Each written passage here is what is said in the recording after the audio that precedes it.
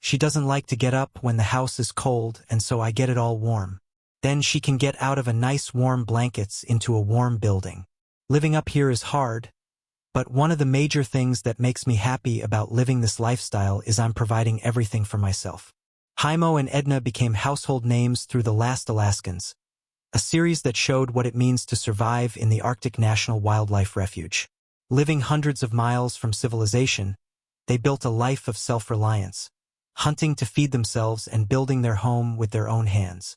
Viewers admired their grit and devotion, both to each other and to the land.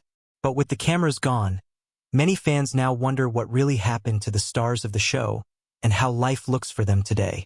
So, join us as we uncover what really happened to Heimo and Edna Korth. I remember when the girls were small, I was saying, God, I can't wait till they're bigger. Oh man. 'Cause the kids they'd be fighting, and you know what I mean? It'd be like, oh, and then now that they're bigger, I wish they were small again. You really don't realize what you have until it's gone.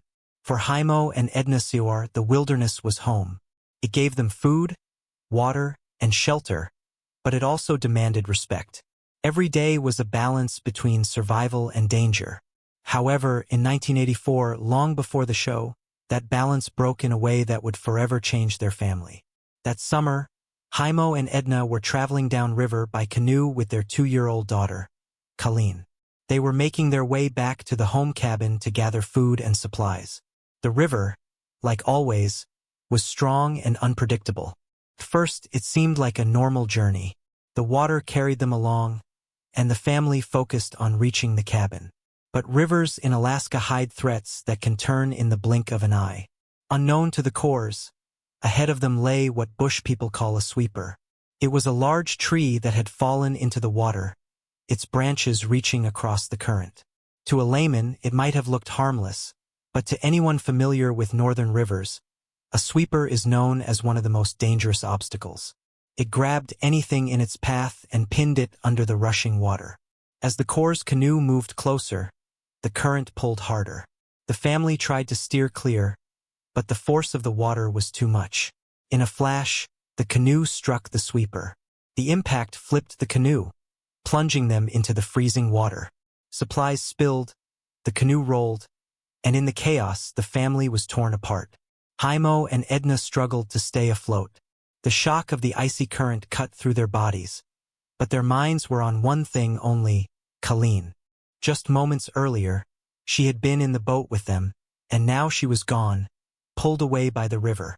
They searched desperately, calling her name, scanning the rushing water, fighting against the pull of the current, swam hard, pushing against the flow, while Edna clawed at branches and debris, straining to find any sign of her daughter. But nothing showed up. When they reached the cabin, the Korths did not give up. They searched the riverbanks, hoping their daughter had been brought downstream. But that didn't happen. The aftermath of this tragedy broke the Korths in ways words cannot fully describe. In an interview, Heimo revealed that not a day goes by without thinking of Colleen. For Edna, the pain was just as heavy, but her strength helped carry them forward. Together, they faced their grief in the only way they knew how, by surviving. Speaking of survival, life in the Arctic is always uncertain. Just when the couple was trying to leave behind their worries, another tragedy struck. You see, threats are literally everywhere in the Arctic. But during one storm, the threat came not from a wild animal or the cold, but from Edna's own health. The backstory to this was narrated by Roger Sparks, an Air Force pararescueman in his book about the Korths. According to him, he and his team performed a rescue operation on a particular day, and it turned out to be for Edna Korth. On that day, the snow fell so heavily that the strong winds blew it across the river, making it hard to see and move. Although the Korths were in the cabin safe from the heavy snow, Edna was suddenly struck by a medical emergency. The details of what went wrong were not clear as Roger wasn't present there, but it was serious enough that Heimo knew they could not wait. Heimo called out for help, and in no time, Roger and his partner dropped into the Arctic. The pair of rescue jumpers came down through the storm with their gear, landing in the freezing winds. They pressed on through the storm until they reached the Korths' cabin. Inside, they found Edna in distress.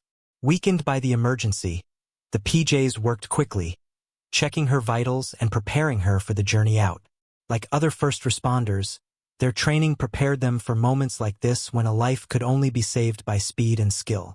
Once Edna was stable enough to move, the PJs began the difficult task of getting her back out through the storm. Eventually, they reached the aircraft that had been waiting to lift her out. Heimo went with her, unwilling to leave her side. Together, they were flown to a medical facility far from the river and the cabin where they had lived for so long. This health scare revealed the hard truth about life for Edna. She had spent years hunting and surviving storms that would leave most people broken. Yet, in that moment, even her strength could not carry her through. Without the PJs who dropped in that night, she might not have survived. Luckily, she did survive. But the memory of that day stayed with her and Heimo. It showed that, in the wild, strength alone is never enough. Sometimes survival depends on help from those willing to risk everything to save another. Apparently, Heimo and Edna Korth's heartbreaking tragedies did not stop within their family. They extended beyond it. Fans of the show would remember Bob Hart as one of the key members on The Last Alaskans. And like the Korths, Bob spent most of his life on the Colleen River. His small cabin built by hand stood as a mark of his independence. For decades, he lived through harsh winters and lonely seasons. The land tested him every day, but it also gave him peace. When The Last Alaskans started airing, Bob immediately stood out. He did not hide his emotions or pretend to be something he was not. He spoke openly about his love for the wilderness and the hardships that came with it. Fans saw him laugh, share old stories by the fire, and sometimes sit in silence, reflecting on what it meant to live so far from the modern world. That simple routine made him one of the most beloved figures on the show. However, behind the smile and the charm, Bob was facing a serious battle. He had been diagnosed with cancer. At first, he tried to fight it while keeping up his life on the trap line. He pushed himself to continue riding his snow machine and checking his traps. But as the illness grew worse, his body could not keep up. The disease weakened him, but it never broke his spirit. As a sign of dedication to his lifestyle, Bob made up his mind never to leave the Colleen River for treatment in the city. Doctors and friends urged him to consider the comforts of town, but he wanted no part of it. For Bob, there was only one place where he wanted to spend his final days. He was determined to live and eventually die in the cabin he had called home for so many years. While this was going on, the changes in Bob's physique were obvious. His face grew thinner, and he got tired easily, but he continued to do what he could. When he lacked the strength to travel far, he stayed close to the cabin, fishing and taking small rides along the river he loved. Even in pain, he remained grateful for the beauty around him, often saying he could not imagine a better place to face the end. In his final season on the show, Bob spoke more openly about his last days. Sitting by the fire, he admitted he was scared, but also at peace. He had lived the life he wanted, and he was surrounded by the land that had shaped him. Eventually, Bob's strength gave out. He passed away at his cabin on the Colleen River. The show's official Facebook page posted a heartfelt tribute honoring his life and the moments that made him beloved on screen. After his death, Bob's story continued to touch people.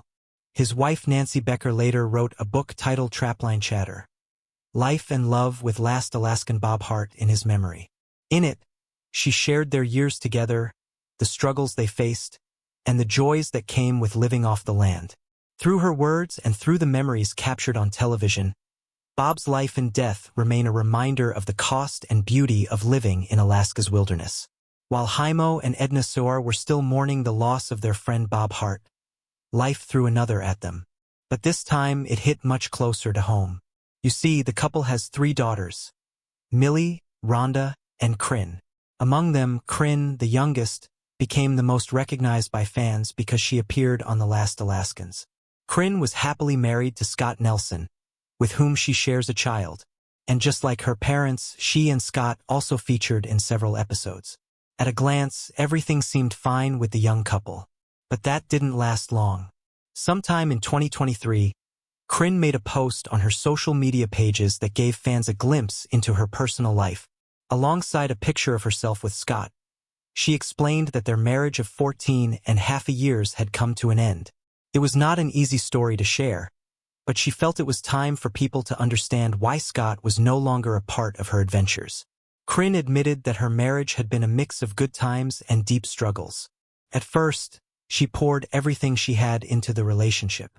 She chose Scott over friends, over family, and even over her own sense of self. Her words showed just how much of herself she had lost along the way. What hurt the most, she explained, was the repeated betrayals from Scott's end. She also did not shy away from admitting her own flaws, either. Kryn said that she did not always react well to the hurt. At times, she lashed out and handled situations badly, but she made it clear that this did not excuse Scott's choices. The cycle of betrayal and forgiveness left her drained, and she realized staying in the marriage meant giving up her identity. Despite the pain, Kryn chose peace in the way she spoke about Scott. She described him as a good man, a great father, and someone she would always respect. She insisted that she would never talk badly about him, nor would she allow anyone else to drag his name down. For her, the marriage had ended, but the role Scott played in their son's life remained important. She was thankful that they could still be good co-parents, working together for Cole's well-being. Kryn also revealed that by the time she went public, she and Scott had been separated for more than 2 years, and their divorce had been finalized months earlier. After the divorce, Kryn found love again and started a new relationship. She often speaks warmly about her partner, describing the support and happiness he has brought into her life. Together, they spend much of their time outdoors exploring the Pacific Northwest. While Heimo and Edna were glad their daughter found love again, another challenge erupted. The Last Alaskans premiered in 2015 and quickly drew viewers into the frozen world of the Arctic. Among the small group of families shown, Heimo and Edna became favorites because of their way of surviving in the wild. Each season on the show revealed the harsh winters, the endless work of gathering food, and the risks that never stopped coming. It also showed their bonding moments like time with family. As the show went on, Heimo and Edna became more than just people on a show. They became symbols of what it meant to endure and to love in the hardest of places. But nothing lasts forever. In January 2019, after 4 seasons, The Last Alaskans aired its final episode. Now, this might seem surprising, but no official statement was released by the producers, and no reason was given for the sudden end. The silence left fans disappointed and confused. They had grown attached to the Korths and the other families, and the abrupt ending felt like losing contact with old friends. Since the show's abrupt end, Heimo and Edna have moved on, but are still living the remote, self-sufficient life that made them the heart of The Last Alaskans. They often spend their summers in Fairbanks with their children and grandchildren. But when the snow begins to fall, they head back into the wilderness, just as they have for decades. Just so you know, Heimo is now 70 years old, yet he remains as active as ever. Each winter he sets out on his long trap lines covering hundreds of miles by snowmobile. This could seem tedious for a regular person, but Heimo does it with ease. Edna, on the other hand, continues to support the life they have built. She manages shorter trap lines near the cabin, often walking out on foot, even in biting cold. Her role at home is just as important. She sews much of the clothing they wear, including Heimo's parka and mittens. She also prepares food and makes sure the home is stocked and ready for the endless winters. Although the Korths live far from the modern world, their story has not been lost. Their daughter Kryn often shares updates, letting fans know that her parents are doing well. Without her, the public might know nothing at all because Heimo and Edna avoid social media entirely. For them, privacy has always been as important as food and shelter. They never sought attention. What they wanted was to live by their own rules. For those who wonder about them, books have been the best way to understand their journey. James Campbell's The Final Frontiersman painted a picture of their early years in the Arctic, including the heartbreak of losing their daughter. Campbell's later book, Braving It, again brought readers into their world, showing how their way of life shaped not only themselves, but those who spent time with them. Life after The Last Alaskans may feel distant for fans, but for Heimo and Edna, nothing has changed. Basically, they still gather wood, still trap, still face the storms that sweep across the refuge. They still ration food when supplies run low, and they still lean on each other in the long, dark winters. Even now, in their later years, they carry on with the same discipline that first drew cameras to their door. Now that we know what really happened to Heimo and Edna, let's find out how they joined the last Alaskans. Contrary to what many might think, Heimo was not born in the wilderness. From an early age, Heimo knew he was different. While most boys his age dreamed of city life, Heimo's heart leaned toward adventure and nature. He liked the feeling of being away from people, and that pull only grew stronger as he got older. Finally, in the winter of 1975, he took a bold step to travel to a small village in Alaska. There, he became close to Edna's family. He bonded quickly with the family and soon began learning the skills that would one day keep him alive in the Arctic. Edna's uncle taught Heimo how to trap animals, skin them, and prepare their fur. Every lesson was a piece of survival knowledge, and Heimo made sure to grab them all. At the time, Edna still went by her Yupik name, Mididowan. Heimo felt drawn to her, but he kept his feelings hidden. Like any regular small community, news travels fast, and Heimo did not want people talking, so he returned home. For 3 years, Heimo stayed away.